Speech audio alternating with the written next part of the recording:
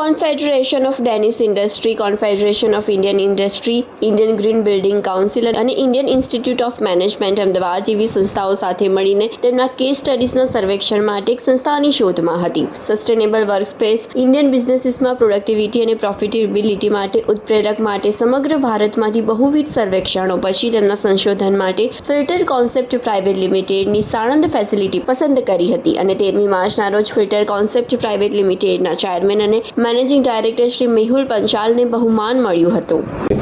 મારું નામ મેહુલ પંચાલ છે. અમે લોકો ઇન્ડસ્ટ્રીયલ ફિલ્ટ્રેશનના બિઝનેસમાં છીએ અને લગભગ 22 વર્ષથી આ સેક્ટરમાં કામ કરી રહ્યા છીએ ને અમે લોકો લગભગ 90 દેશોમાં એક્સપોર્ટ કરીએ છીએ અને અલગ અલગ 50 ઇન્ડસ્ટ્રીઝને કેટર કરીએ છીએ, જેમાં oil and gas, petrochemical, pharmaceutical, food beverages, dyes and intermediate, textile, આવી બધી જ પ્રકારની ઇન્ડસ્ટ્રીઝ એમાં કવર થતી હોય છે. એટલે અને આ 90 કન્ટ્રીઝમાં અમારા લગભગ 5000થી પણ વધારે રેગ્યુલર રિપીટેટિવ કસ્ટમર્સ છે.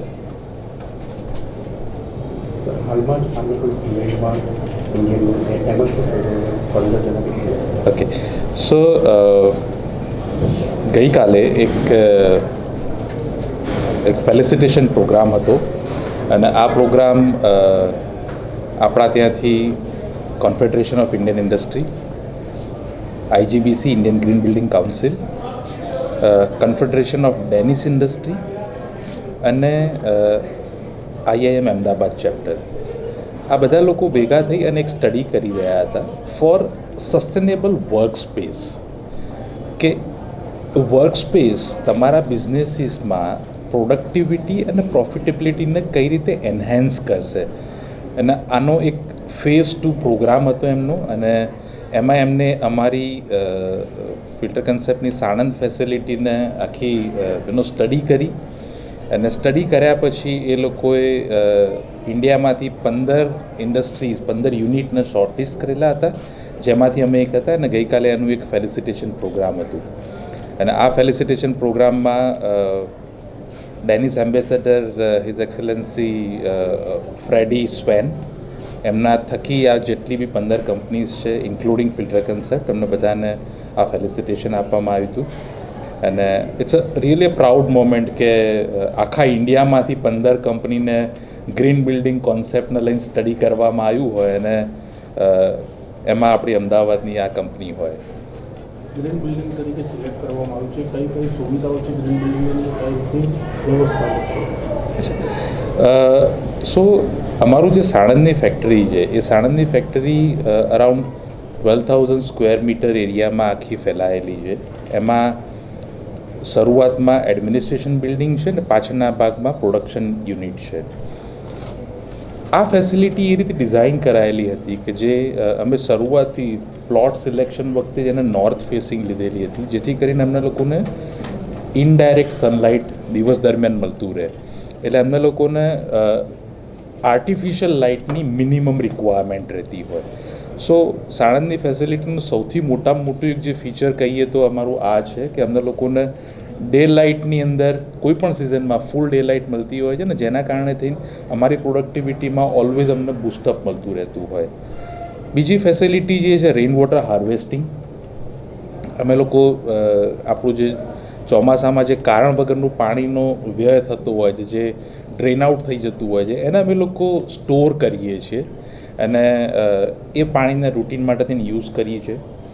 પ્લસ અમારા ત્યાં આગળ સુએજ ટ્રીટમેન્ટ પ્લાન્ટ છે, તો જે કંઈ બી ફ્લશિંગ અને ગાર્ડન માટેના જે પાણીની રિક્વાયરમેન્ટ હોય તો એ એના થકી થતી હોય છે.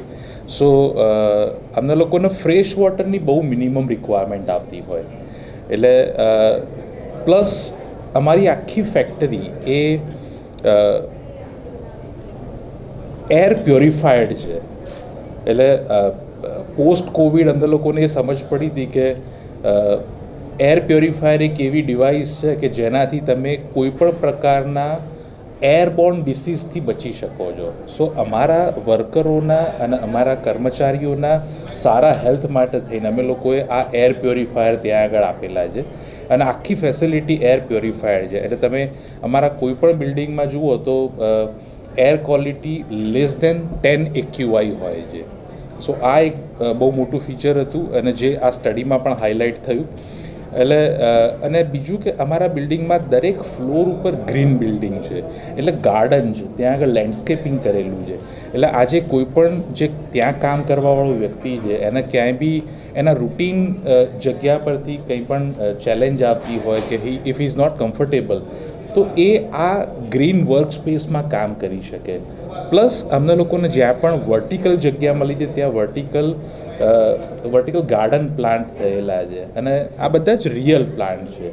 સો આ બધા ફીચર્સના કારણેથી અમને લોકોના આ સ્ટડીમાં ઇન્વોલ્વ કરવામાં આવેલા અને દે હેવ અપ્રિશિએટેડ ધ ફેસિલિટી. અને ઇનફેક્ટ ગઈકાલના ઇવેન્ટ દરમિયાન એ પણ ચર્ચા થઈ કે આવા આગળના ભવિષ્યમાં ઇન્ડસ્ટ્રીએ બીજા શું ચેલેન્જીસ અથવા બીજા શું એવા ઇનોવેટિવ અપ્રોચને એડપ્ટ કરવા જોઈએ જેનાથી પ્રોડક્ટિવિટી અને પ્રોફિટેબિલિટી વધી શકતી હોય.